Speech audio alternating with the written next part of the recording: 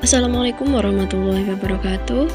Perkenalkan, saya Cindy Olivia Salsabila dengan NIM 126205213 dari PGMI 5E. Hari ini saya akan presentasikan tentang karakteristik pembelajaran IPS di MI atau SD. Materi yang pertama adalah tentang pengertian.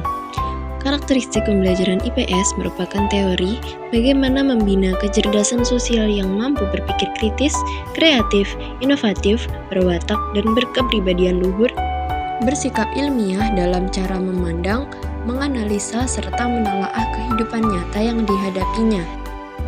Karakteristik pembelajaran IPS dapat dilihat dari materi dan strategi penyampaiannya. Berdasarkan materi, mempelajari IPS pada hakikatnya adalah menelaah interaksi antara individu dan masyarakat dengan lingkungan atau fisik dan sosial budaya. Materi IPS digali dari segala aspek kehidupan praktis sehari-hari di masyarakat. Lalu dari bentuk strategi penyampaian pengajaran IPS, sebagian besar adalah didasarkan pada suatu tradisi, yaitu materi disusun dalam urutan anak atau diri sendiri, keluarga, masyarakat atau tetangga, kota, region, negara, dan dunia.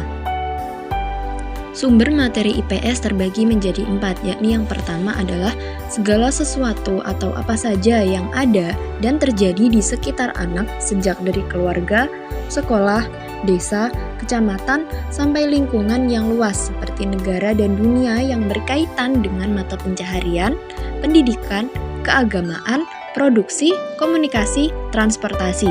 Lalu yang kedua adalah lingkungan geografi dan budaya, meliputi segala aspek geografi dan antropologi yang terdapat sejak dari lingkungan anak yang terdekat sampai yang terjauh. Lalu yang ketiga adalah kehidupan masa lampau perkembangan kehidupan manusia, sejarah yang dimulai dari sejarah lingkungan terdekat sampai yang terjauh, serta tentang tokoh-tokoh dan kejadian yang besar. Lalu yang terakhir adalah anak sebagai sumber materi meliputi berbagai segi dari makanan, pakaian, serta keluarga.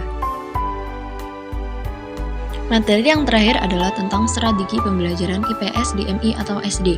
Yang pertama adalah strategi pembelajaran direct instruction.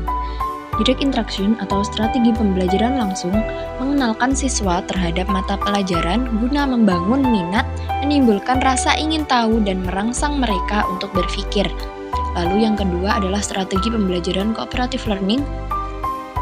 Ini menekankan kepada proses kerjasama dalam suatu kelompok yang biasa terdiri atas 3 hingga 5 anak untuk mempelajari suatu materi akademik yang spesifik sampai tuntas.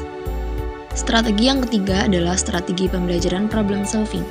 Problem solving atau pemecahan masalah sebagai strategi pembelajaran di mana siswa diminta untuk memecahkan suatu persoalan terkait dengan materi yang diajarkan. Lalu yang keempat adalah strategi pembelajaran mengulang. Strategi ini digunakan untuk sekedar membaca ulang materi tertentu untuk menghafal saja. Lalu yang kelima ada strategi pembelajaran elaborasi. Proses ini adalah penambahan rincian sehingga informasi baru akan menjadi lebih bermakna. Dengan strategi elaborasi, pengkodean lebih mudah dilakukan dan lebih memberikan kepastian. Lalu untuk yang terakhir adalah strategi pembelajaran kemampuan berpikir. Strategi ini menanamkan konsep berupa penunjang kemampuan berpikir siswa. Konsep merupakan keadaan lingkungan atau abstraksi dari kesamaan dari jumlah benda atau fenomena. Itu tadi adalah beberapa materi terkait dengan karakteristik pembelajaran IPS di MI atau SD. Ada kurang lebihnya mohon maaf. Wabillahi taufiq wal hidayah. Wassalamualaikum warahmatullahi wabarakatuh.